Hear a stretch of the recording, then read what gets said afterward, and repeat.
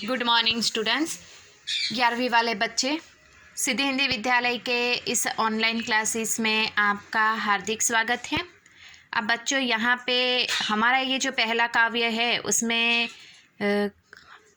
हम तो एक एक करी जाना, वो पहला पद है। और इसी के साथ इसी काव्य में दूसरा पद दिया गया है, संतो देखत जग बोराना। ठीक है, तो पहला पद हमने देखा जो कबीर ने लिखा हुआ था, जिसमें उन्होंने तरह तरह के उदाहरण देकर बताया कि संसार में जो ईश्वर है वो ईश्वर सृष्टि के कण कण में समाये हुए हैं। ईश्वर को ढूंढने के लिए हमें यहाँ वहाँ देखने की ज़रूरत नहीं पड़ती। इंसान इस संसार में रहकर मोह माया में पड़ जाता है और व्यर्थ का गर्व अर्थात अभिमान करने लगता है। इसके लिए ये संसार नर्क के समान है। उन्होंने जैसे यहाँ पे पवन, पानी, ज्योति, इन सब वस्तुओं में यहाँ पे ईश्वर समाये हुए हैं। मिट्टी के प्रकार एक ही होता है, लेकिन उसमें से तरह तरह के बर्तन बनते हैं।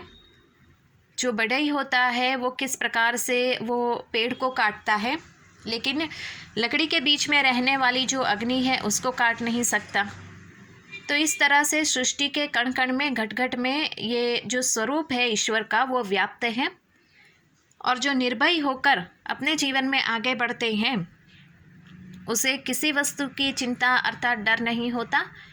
कबीर ने यहाँ पे निर्गुण निराकार ब्रह्म के में वो एकाकार हो गए हैं, दीवाने हो गए हैं।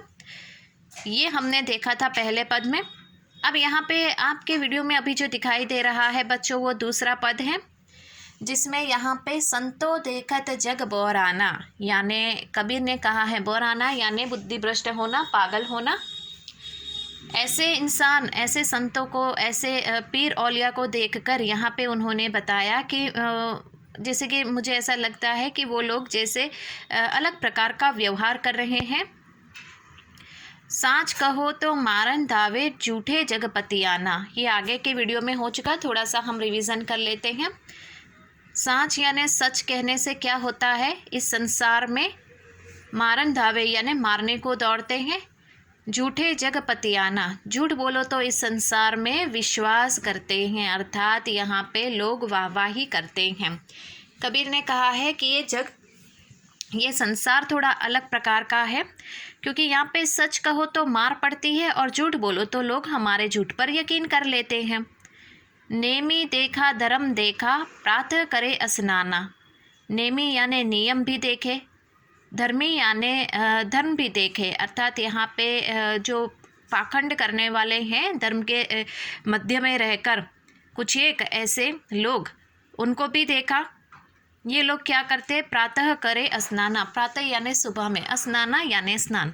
जो नियम के पालन करते हैं, जो धर्म का दिखावा करते हैं, बाह्य आडंबर करते हैं, उनके बारे में हम ये लोग सुबह में उठकर जल्दी स्नान कर लेते हैं। आत्म मारी पखान ही पूजे उनमें कछु नहीं ज्ञाना, आत्म यानी स्वयं, वो स्वयं को नहीं पहचानते। पखान ही पूजे यानी कि यहाँ वहाँ वो पत्थरों की पूजा करते रहते हैं, अर्थात ऐसे लोगों के बारे में, सब लोगों के बारे में नहीं, लेकिन कुछ एक ऐसे लोगों के बारे में कबीर ने कहा है जो सिर्फ झूठा दिखावा करते हैं, बाह्य आडंबर को दिखाते हैं।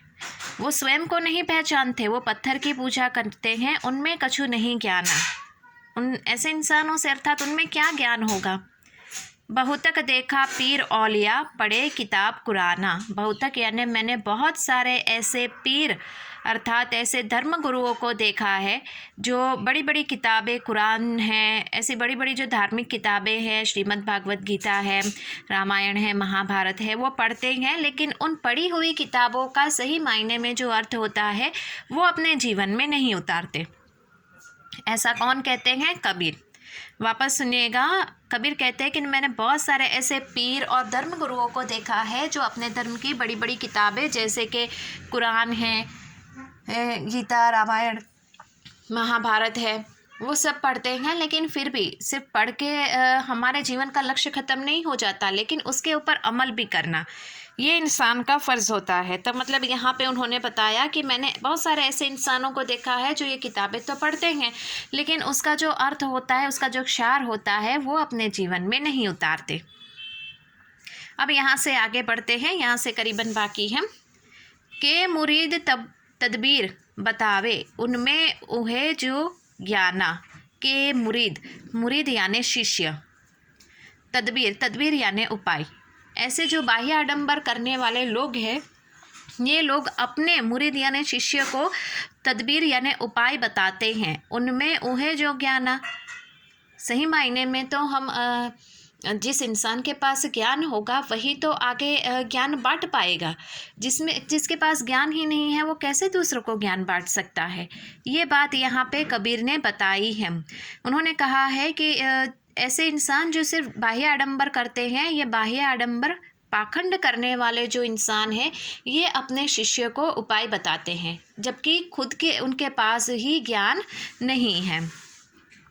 आसन मारे डिम्ब धरी बैठे मन में बहुत घुमाना। आसन मारे यानी योग साधना, अर्थात आसन लगा के या फिर जिस प्रकार से ध्यान मग्न होकर ये लोग डिम्ब धरी बैठे यानी दंभ करते हैं, ये झूठा दिखावा करते हैं कि हम सही मायने में यहाँ पे ईश्वर जो होता है, अर्थात वो जो ऊपर वाला है, उसका ध्यान कर रहे हैं। मन में बहुत घुमाना, ऐसा करके वो अपने मन में बहुत सारा ऐसा गर्व पैदा करते हैं। ऐसे लोग कबीर ने यहाँ पे बताया है कि इस पंक्ति के माध्यम से कि वो ध्यान मग्न होकर, अर्थात ये दिखावा दंभ करते हैं हमारे सामने कि उनके पास बहुत सारा ज्ञान है और मन में ऐसा गर्व और अभिमान की अनुभूति करते हैं। पीपर पाथर पूजन लागे तीरथ गर्व भुलाना।